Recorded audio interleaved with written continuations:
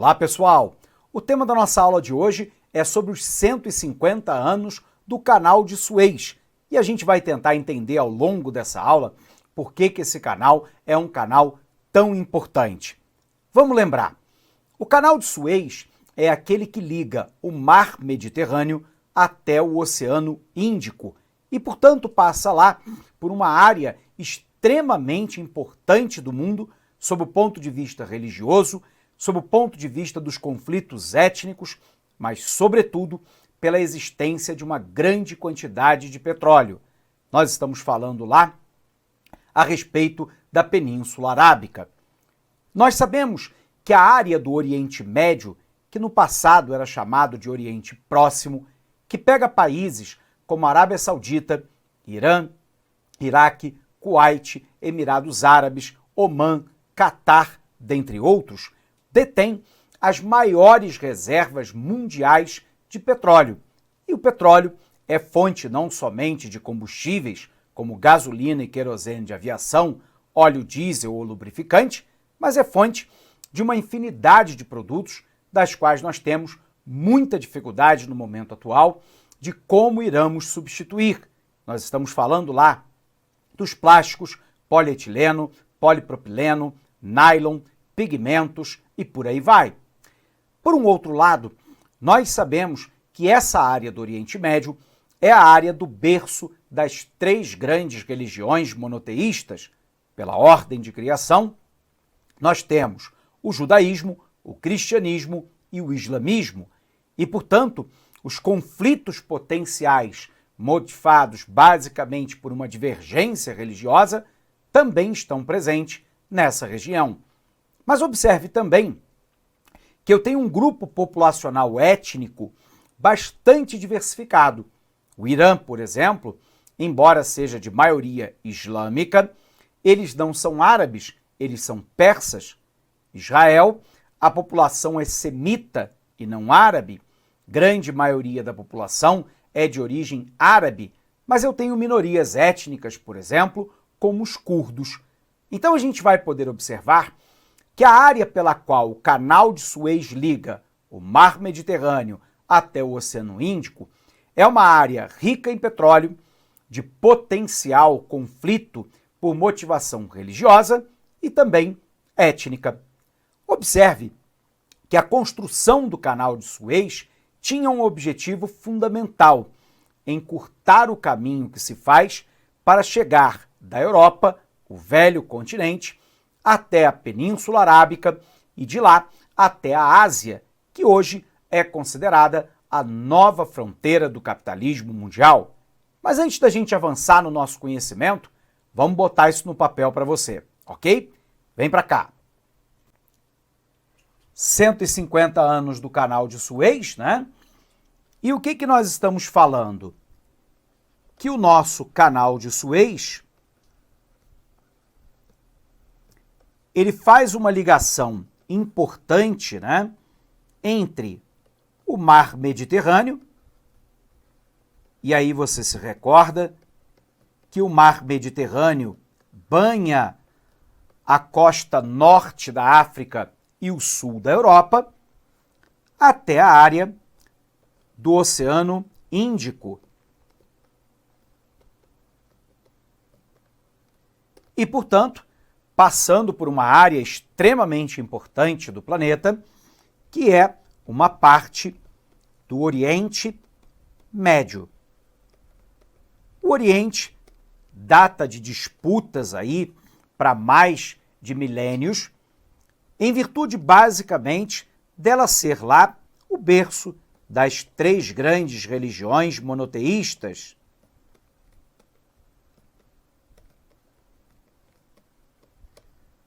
Ao mesmo tempo de ter uma forte diversidade étnica.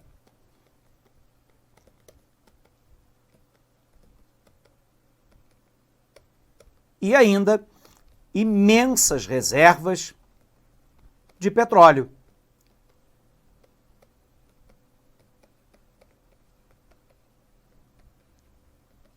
Portanto, é uma área estratégica em todo o mundo, ao ligar o sul da Europa até o Oceano Índico e de lá para leste até o Oceano Pacífico e a oeste em direção ao Oceano Atlântico.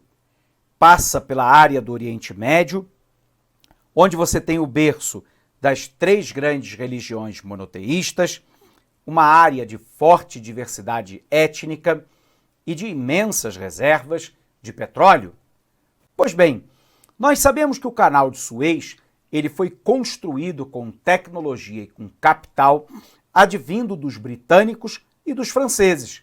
Lembre-se que até a Segunda Guerra Mundial, 2 das maiores potências hegemônicas do mundo eram exatamente Inglaterra e França. E Inglaterra e França tinham importantes colônias na Ásia. Lembrando que produtos que eram escassos na Europa eram adquiridos na Ásia e se vendia para a Ásia produtos industrializados europeus e, portanto, era uma rota comercial extremamente importante. A alternativa a um canal de Suez era lá fazer o contorno da costa da África, como os portugueses fizeram, para chegar às chamadas Índias. O problema é que essa rota é uma rota muito longa, portanto uma rota muito custosa, e você passa lá pelo antigo Cabo da Boa Esperança, no sul da África do Sul, que é uma das áreas de pior condição de navegabilidade em todo o globo. Para equacionar esse problema, portugueses e franceses, então, decidiram construir o Canal de Suez. Esse Canal de Suez permaneceu sob controle da Inglaterra e da França até a década de 1950. Recorde-se você que em 1947 a recém-criada ONU propõe a divisão do território da Palestina em 2 estados.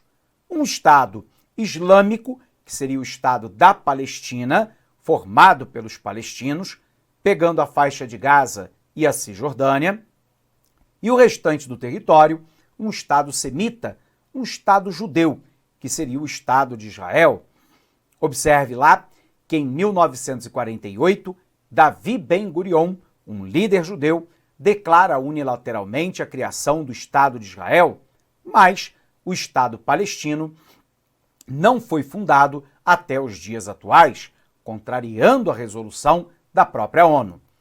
Isso vai dar origem a um dos conflitos, que marcará o Canal de Suez, porque esse Canal de Suez passa pelo território do Egito, lá próximo da Península do Sinai. E aí o Egito, comandado por Abdel Nasser, num nacionalismo de origem islâmica, resolve não só nacionalizar o canal, mas impedir a passagem de embarcações de Israel para a Europa e da Europa para Israel, fazendo um bloqueio ao Estado israelense para forçar a criação de um Estado palestino, já que o Egito também é de maioria islâmica, como os palestinos, embora não sejam árabes. A gente vai ver então que Inglaterra e França, bem como a Força Aérea de Israel, vão bombardear a capital do Egito, o Cairo. E aí, no meio dessa história, as 2 superpotências entraram no conflito para tentar apaziguar os ânimos. Estados Unidos e a antiga União Soviética fecharam um acordo com o Egito. O canal permaneceria nacionalizado, porém aberto para Israel e para as potências europeias. E assim, nós temos aí um dos aspectos mais marcantes do Canal de Suez ao longo dos últimos 150 anos. Dá uma olhada para cá, pessoal. Então, o que nós sabemos, pessoal? Nós sabemos que o Canal de Suez é uma abertura artificial construída no território egípcio para conectar o Mar Vermelho e o Mar Mediterrâneo e permitir a comunicação marítima entre a Europa e a Ásia.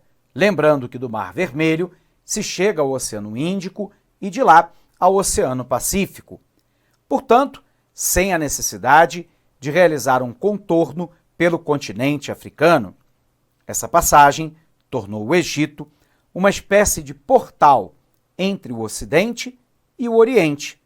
Sua construção foi idealizada pelo francês Fernand de Lesseps. A obra, iniciada em 1859, levou 10 anos para ser concluída, sendo inaugurada em 17 de novembro de 1869. Sua construção foi financiada com capital britânico e utilizou tecnologia francesa. O canal permitiu que as viagens marítimas entre a Europa e a Ásia fossem reduzidas em aproximadamente 7.000 quilômetros. O Canal de Suez localiza-se, como dissemos, no Egito, na Península do Sinai, e liga as cidades de Suez e Porto Saíd, passando por cidades importantes como Ismailia e Fayed. O canal possui 193 quilômetros de extensão, com 24 de profundidade e 365 metros de largura. No que se refere ao tempo de travessia, esse varia entre 11 a 18 horas. Pelo Canal de Suez passa 14% do comércio mundial. O Canal de Suez é o maior canal sem eclusas do mundo. Lembrando, né, pessoal? Eclusas são aquelas elevatórias de embarcação que permitem, por exemplo, ligar dois oceanos, como, por exemplo, a ligação realizada lá no Canal do Panamá, que liga o Oceano Atlântico ao Pacífico. Como eles estão em pontos altimétricos diferentes, eu preciso da construção de eclusa, onde a embarcação entra de um lado, ela sobe, atravessa e depois desce do outro lado e vice-versa. No caso, né, do Canal de Suez, como o ponto altimétrico é absolutamente o mesmo nas duas pontas, não há a necessidade de eclusa. O Canal de Suez é o maior canal sem eclusas do mundo.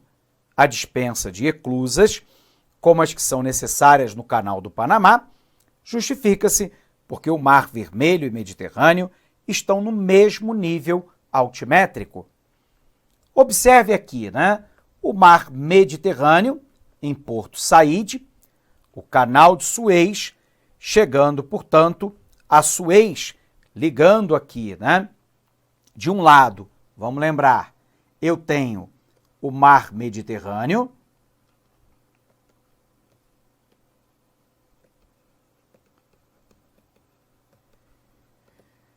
desse Mar Mediterrâneo eu passo até o Mar Vermelho,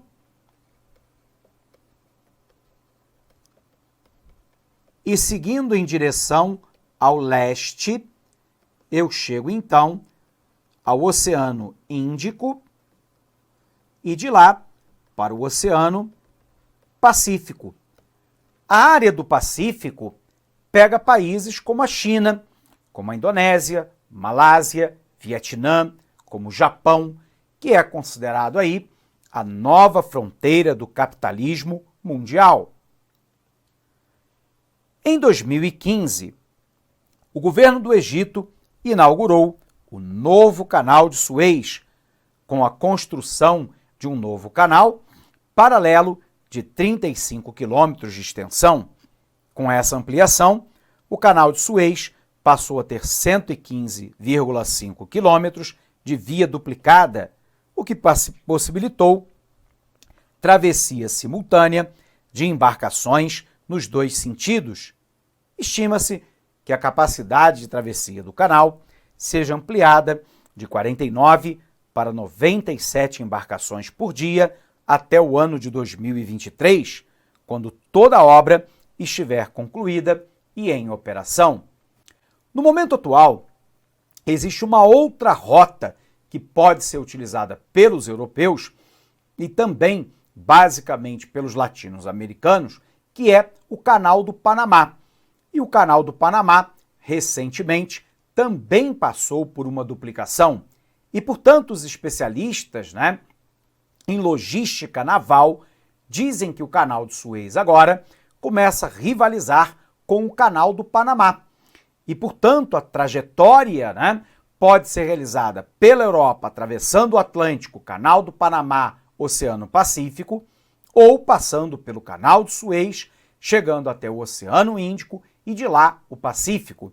E, portanto, as duas rotas, ao terem aí um nível de competição maior, tende a facilitar o aumento das trocas mundiais e, quiçá, talvez até uma queda, no valor do frete passado pelos dois canais. Confere. Outra preocupação da autoridade do Canal de Suez é com a ameaça que o Canal do Panamá, após concluir a sua ampliação, passará a representar. Atualmente, Suez possui vantagem na travessia de grandes embarcações, fato que coloca o rival em situação de desvantagem. A ampliação do Canal do Panamá, contudo, permitirá que os grandes navios cargueiros possam passar por suas comportas e eclusas e, assim, tornar o mercado de travessias pelos istmos geográficos da América e da Ásia ainda mais competitivo.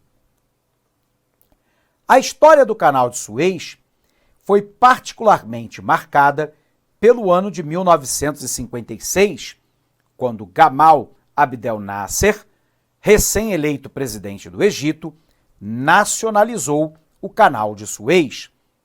O anúncio foi o primeiro passo para uma crise internacional que culminou 3 meses depois em Israel e depois França e Grã-Bretanha, dois países com quase metade da sociedade que administrava o canal, atacando o Egito.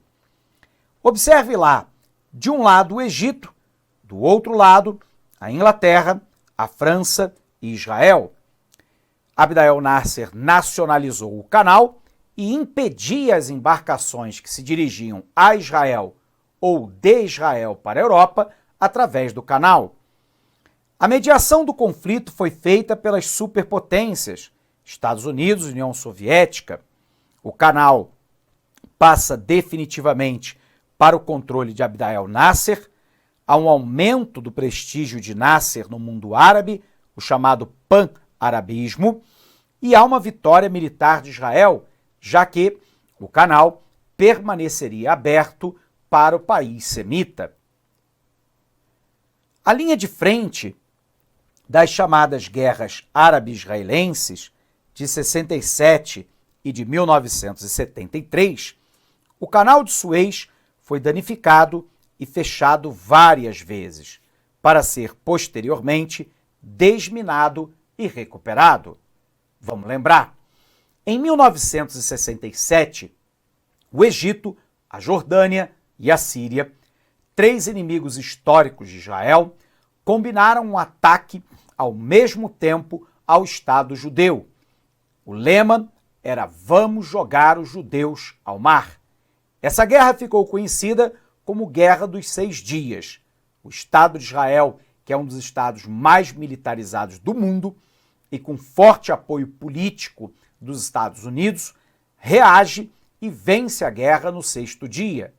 Como consequência, Israel anexou a Península do Sinai, justamente uma área que faz fronteira com o Canal de Suez e que é território egípcio.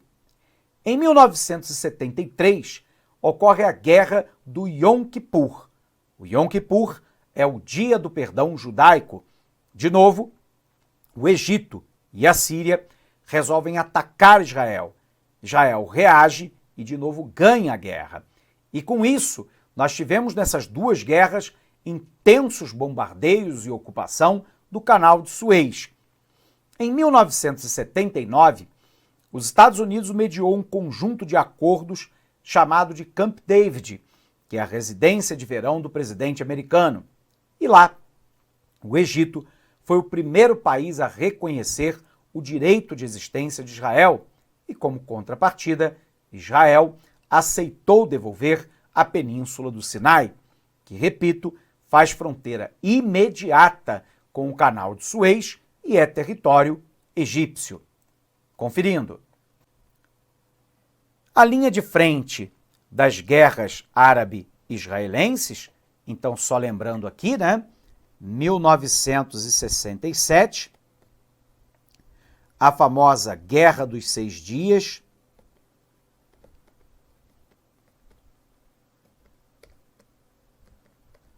onde você vai ter o Egito, país que, embora não seja árabe, é de maioria islâmica, junto com a Síria e também a Jordânia,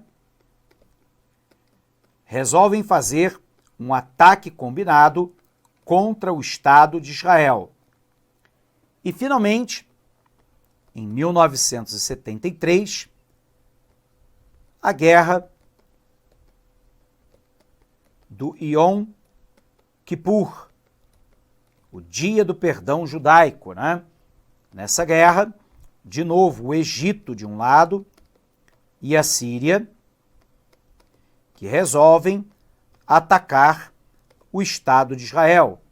Lembrando que Israel é o único país não árabe islâmico de todo o Oriente Médio, é a ponta de lança dos interesses americanos sobre aquela região. Israel tem aproximadamente 6 milhões de judeus que estão cercados por 100 milhões de árabes. Observe aqui as alternativas ao Canal de Suez. São duas as alternativas comerciais principais a ligar os oceanos Atlântico e Pacífico.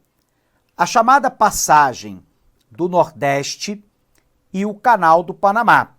Então, como é que funciona o canal, né, que nós chamamos de Nordeste? Você sairia, por exemplo, né, da região da Alemanha, cruzaria toda a área do Ártico até chegar, né, a Busan, uma importante área de produção automotiva e industrial da Coreia do Sul. São 13.600 quilômetros na passagem do Nordeste, que só é navegável de 2 a 4 meses no ano. A segunda alternativa é pelo Canal do Panamá. E aí você sai, né, do mar Mediterrâneo, cruza o Atlântico, cruza o Canal do Panamá e chega até a região do Pacífico.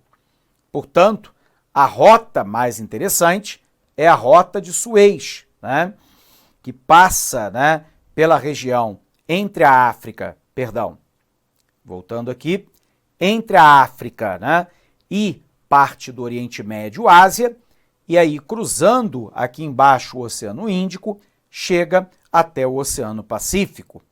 Portanto, o Canal de Suez é o caminho mais fácil, mais rápido e mais barato. É muito importante que a gente tenha atenção a esses tópicos de atualidade, porque volta e meia nós temos algum conflito acontecendo no Oriente Médio que acaba descambando em problemas, né, na passagem, né, de navios, sobretudo petroleiros, né, por essa região do Canal de Suez. E é uma área geopolítica e estratégica para todo mundo. Bacana? Bom, pessoal, encerramos então essa aula por aqui. Um abraço imenso para você e bons estudos. Clique lá